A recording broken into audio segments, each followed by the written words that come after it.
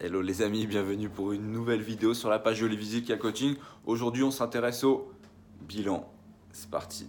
Si vous avez décidé de prendre un coaching avec un suivi personnalisé, vous savez qu'il faut effectuer votre bilan chaque semaine. Vous devez de faire votre bilan au jour défini avec votre coach, donc avec moi.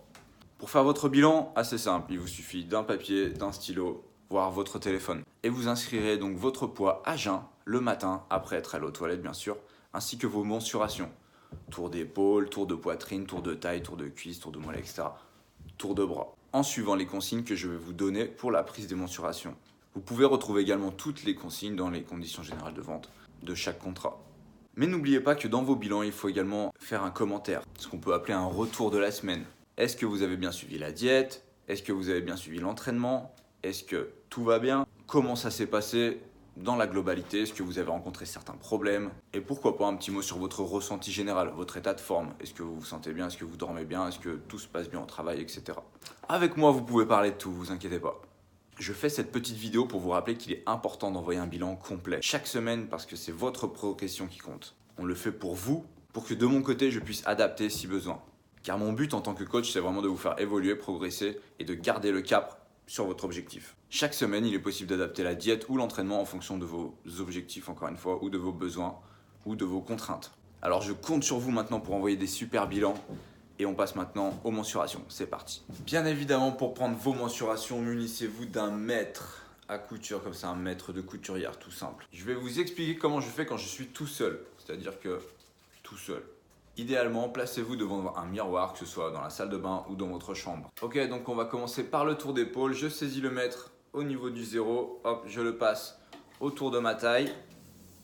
Hop, je veille à ce que la bande reste toujours bien droite. Hop là. Donc en repère, c'est simple, vous avez le côté jaune. J'ai toujours le 0 juste ici. Hop, je viens placer au plus large de mes épaules. Au niveau de la poitrine, toujours au centre. Je me tiens le plus droit possible. Et comme ça, je peux indiquer. Hop, voilà, je me sers de la vidéo en tant que miroir et je peux prendre ma mensuration. Épaule, c'est fait. Maintenant, on peut enchaîner directement avec le tour de poitrine. Donc, hop, je garde mon petit repère. Je vais passer mon coude. Hop. Donc, je veille à faire passer la bande juste sous mes aisselles. Hop, je ramène au niveau du centre de mes pectoraux. Comme vous pouvez le voir. Je me tiens bien droit et je peux noter la distance. Ensuite, je vais enchaîner avec le tour de taille. Donc, même principe, toujours le mettre au niveau du zéro. Et on va faire passer la bande, voilà, juste sous le nombril, au plus large.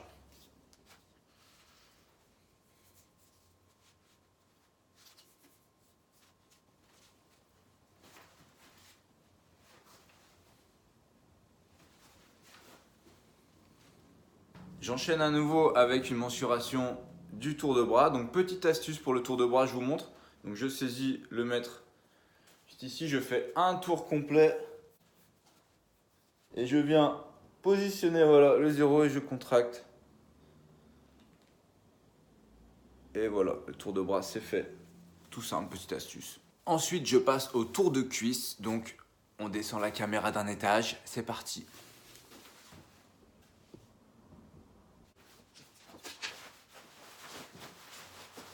Ok, donc pour le tour de cuisse, très important de toujours prendre, encore une fois, au plus large, mais juste sous le pli de la fesse. Je vous montre.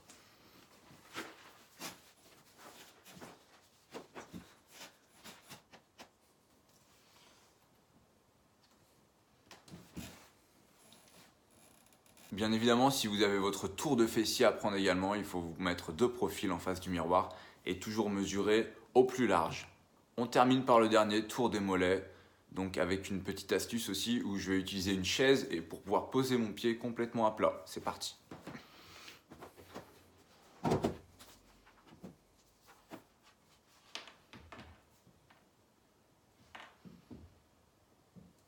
Et voilà, maintenant vous avez mes petites astuces pour faire votre bilan et prendre vos mensurations correctement. À votre tour, c'est parti.